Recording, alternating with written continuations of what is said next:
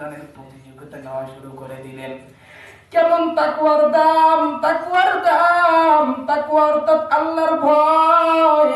যে বান্দার ভিতরে আল্লাহর ভয় থাকবে ওই বান্দা গুনার তো দূরের কথা, গুনার ধারেও যাবে না। কথা বলেন। যে বান্দার ভিতরে আল্লাহর ভয় থাকবে সেই বান্দা কোনোদিন গুনার কাজ করতে পারবে না।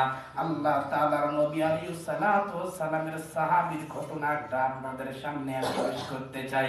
আবু যর গিফারী রাদিয়াল্লাহু তাআলা আনহু বিখ্যাত সাহাবী। এই সাহাবীর তিনটা লোককে ডাক দিলেন, সাহাবায়ে কেরামের দল, তিনটা লোক আমার সামনে আসো। তার মধ্যে একটা মুরব্বী ছিল, খুব দরিদ্র ভিক্ষুকের মতো মানুষ, গরিব মানুষ, অসহায় মানুষ। সাহাবীগণ তাকে মহব্বত করা শুরু করলো। লোকজন তাকে বলল, আবু যর আপনি কেন এই লোকটাকে এত মহব্বত করেন? লোকটাকে মহব্বত করার কারণটা কি? আবু যর গিফারী রাদিয়াল্লাহু তাআলা আনহু সমস্ত লোককে ডাক দিয়ে বলতেছে, আজকে তার প্রমাণ আমি আপনাদের সামনে পেশ করে দেব। তিনটা লোককে ডাক দেওয়ার পর তিনটা মুরগি হাতে দিয়ে একটা ছুরি হাতে দিয়েছেন। তিনটা লোককে বলছেন, তোমরা এই মুরগি তিনটা জবাই করে আমার সামনে নিয়ে আসবা। তবে মুরগি জবাই করবা ঠিক কেউ যেন, পৃথিবীর কোনো মাখলুক যেন আপনাদেরকে না দেখে। তিনটা মুরগি ছুরি হাতে নিয়ে তিনজন তিন পাশে চলে গেলেন। একজন গভীর জঙ্গলে যায় মুরগি জবাই করে, গভীর জঙ্গলে যায় দেখে আশেপাশে কোনো মানুষ দেখে না। গভীর জঙ্গলে সেই মুরগিটা জবাই করার পর সাহাবায়ে কেরাম আবু যর গিফারী রাদিয়াল্লাহু তাআলা আনহুর সামনে নিয়ে আসলো। আরেক ব্যক্তি পানির তলে ডুব দিয়ে মুরগি জবাই করে নিয়ে আসলো। মনে করছে পানির তলে তো আর কেউ দেখবে না। ওখান থেকে আবার আবু যর গিফারী রাদিয়াল্লাহু তাআলা আনহুর দরবারে যখন সাহাবী নিয়ে আসলো, আর ওই ভিক্ষুকের মতো সাহাবী খুব দরিদ্র, এই সাহাবী যেখানে জবাই করতে যায় যদিও বা মানুষ না দেখে, কিন্তু মনে মনে ভাবে আমার আল্লাহ দেখতেছে। ওরে দুনিয়ার মানুষ, সেই দরিদ্র সাহাবী যখন সেই মুরগির গলায় যখন ছুরিটা বাজায়, সমস্ত দুনিয়াবাসী কেউ দেখে না, কোনো মাখলুক তাকে দেখে না, কিন্তু আসমানের মালিক দেখে না, না দেখে? সেই সাহাবীর মনে আশ্বাস আসলো, তাকওয়া আল্লাহর ভয় চলে আসলো, যদিও বা কোনো মাখলুক না দেখে। আবু যর গিফারী রাদিয়াল্লাহু তাআলা আনহু বলছেন, কোন মাখলুক যেন আপনাদেরকে না দেখে। আল্লাহ তাআলা রব্বি কারীম আসমান থেকে আমার দিকে চাইয়া আছে। তিনটা মুরগি যখন আবু যর গিফারী রাদিয়াল্লাহু তাআলা আনহুর সামনে নিয়ে আসলেন, প্রথম ব্যক্তিকে জিজ্ঞাসা করলো, তুমি কেমনে মুরগি জবাই করছো? তোমাকে কেউ দেখছে নাকি? প্রথম ব্যক্তি বলতেছে, আবু যর আমাকে কেউ দেখে নাই, আমি গভীর জঙ্গলে দিয়ে দেখি কেউ আমাকে দেখে না, আমি ওখান থেকে জবাই করে নিয়ে আসি। তারপরের ব্যক্তিকে বলে, তুমি কেমনে জবাই করছো? যে হযরত আমি পানির তলে ডুব দিয়েছি, কোনো মানুষ আমাকে দেখে নাই, আমি পানির তল থেকে জবাই করে নিয়ে আসছি। যখন এই গরিব মানুষকে জিজ্ঞাসা করলো, বাবা তুমি কেমনে জবাই করে নিয়ে আসছো? তুমি কেন জবাই করো নাই? জীবিত মুরগি কেন আমার দরবারে নিয়ে আসছো? আমি তো তোমাকে কইলাম যে তুমি জবাই করে নিয়ে আসবা, এরা দুইজন জবাই করেছে, তুমি কেন জবাই করো নাই? সেই বান্দা চোখের পানি ছেড়ে দিয়ে আবু যরকে ডাক দিয়ে বলতেছেন, হযরত আমি যখন মুরগির কল্লায় যখন ছুরি বাজাই, আমার মন থেকে বলে না না, এই মুরগিটা জবাই করা যাবে না। দুনিয়ার যত মানুষ যদি না দেখে, কিন্তু আসমানের মালিক তোমার দিকে চাইয়া আছে। ওরে গোবিন্দপুরের মানুষ, এইরকম যদি মাওলা পাকের ভয় যদি আমার অন্তরে থাকে, আপনার অন্তরে থাকে, আপনি একটা গুনার কাজে অগ্রসর হবেন, আমার মালিক তো অন্তর বাধা দিয়ে দিবে না। না, আমার মালিক তো আমার দিকে চাইয়া আছে, আমার মালিক তো আমার দিকে দেখতেছে। তখন আপনি এই গুনার থেকে হেফাজত থাকার আশ্বাস আছে না নাই?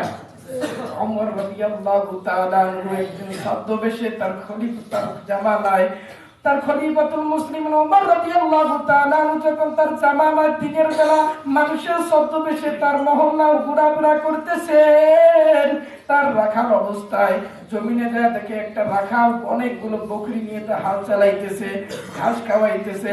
ওমর রাদিয়াল্লাহু তাআলা আনহু রাখালের সামনে যখন গেলেন, রাখাল ভাইকে বললেন, ভাই আমি অনেক দূর থেকে সফর করে আসছি, আমার অনেক পিপাসা লেগেছে, তুমি বকরির থেকে যদি একটু দুধ পান বাইর করে আমাকে দিয়ে দাও, আমি হয়তো পান করে আমার জীবিকা উপার্জন করতে পারবো।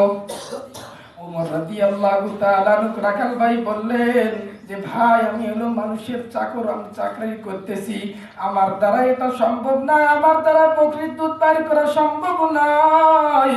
বকরির দুধ যদি আপনি পান করতে চান, বকরির মালিকের সঙ্গে আপনি দেখা করেন। ওমর রাদিয়াল্লাহু তাআলা আনহু বলতেছেন রাখালকে, ভাই মালিকের তো এখান থেকে অনেক দূরে আছে, আপনি হয়তো বের করে দিলে কোনো সমস্যা হবে না। বলে না, এটা আমাকে আমানত দিয়েছি, এটা আমি খেয়ানত করতে পারবো না। ওমর রাদিয়াল্লাহু তাআলা ছদ্মবেশে বলতেছেন, এখান থেকে একটা বকরি আমার কাছে বিক্রি করে দাও, হইলে আপনারও একটু উপকার হবে, আমারও পিপাসাটা নিবারণ হয়ে যাবে। রাখাল চোখের পানি ছেড়ে দিয়ে বলতেছেন, লোক আপনি যে কথা বলছেন, আমার মালিকের হুকুম আমি পালন করতেছি, এখান থেকে আমি একটা এখান থেকে বকরি আপনার কাছে বিক্রি করে দিলাম, আমার মালিক জানলো না, কোনো সমস্যা নাই।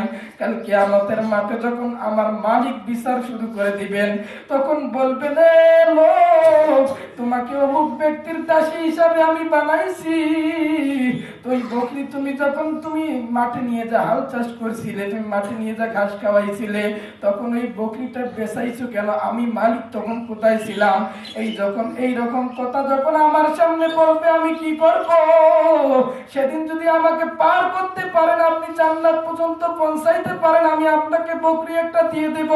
উমর রাদিয়াল্লাহু তাআলা চোখের পানি ছেড়ে দিয়ে বলতেছেন, আপনার মালিকের ভয় কেন অত ভিতরে? ওই লোকটা বলতেছেন, লোক আপনাকে আমি চিনি না, এরকম করে জানাও নাই। আল্লাহ তাআলা রব্বি কারীম আমি যখন দুনিয়ায় আসি আমাকে উপহার হিসাবে পাঠাইছেন। আমার দুনিয়ায় মানুষের যদিও বা রাখালগিরির জন্য পাঠাইছেন, এই রাখালগিরি করার জন্য আমি আমার মালিককে দরখাস্ত করি নাই, আমি আবেদনও করি নাই। এই মালিক আমাকে বিনা মূল্যে উপহার স্বরূপ দুনিয়ায় পাঠাইছেন, এই জন্য আমার মালিকের খেয়ানত আমি করতে পারবো না। ওরে বান্দা, এইরকম করে আল্লাহর ভয় যদি আপনার আমার ভিতরে থাকতে পারে, সামনে আসতেছে শবে বরাতের রাত্রি, এখন থেকে আমরা প্রতিজ্ঞা করে নেব, এখন থেকে আমরা তৈরি হয়ে যাব। আল্লাহ তাআলা রব্বি কারীম বলতেছেন, 4টা রাত্রি আমি আপনাদের উপহার স্বরূপ দিয়েছি, এমন রাত যে রাত্রে আমি মাগরিবের আযান যখন হয়ে যায়, আমি রব্বি কারীম প্রথম আসমানে যা বলি, বান্দা বান্দিরে আয় আয় আয়, কারা কোন গুনাহ করছো আমার কাছে মাফ, আমি আপনাকে মাফ করে দেব। কারা কোন সন্দেহ আছে আপনি মাফ করে দেব। কারা কোন বিপদে আছেন আসো, আমি আপনাকে মাফ করে দেব। প্রতিদিন ইশার ফজরের আগে যখন তাহাজ্জুদ টাইমের সময় আমার মালিক ডাকে, কিন্তু এই 4টা রাত্রির মধ্যে আল্লাহ তাআলা রব্বি কারীম নিজেই ঘোষণা করে দিয়েছেন, এই 4টা রাত্রির মধ্যে আমি রব্বি কারীম নিজেই প্রথম আসমানে আমার বান্দা বান্দিকে ডাকি। এখন থেকে আমরা প্রতিজ্ঞা করে নেব, সামনে আসতেছে শবে বরাতের রাত, যে রাত্রে রব্বি কারীম বলেছেন সমস্ত দুনিয়াবাসী যেগুলো মৃত্যুবরণ করছে, যাদের বাবা মা মৃত্যুবরণ করছে, আত্মীয় স্বজন মৃত্যু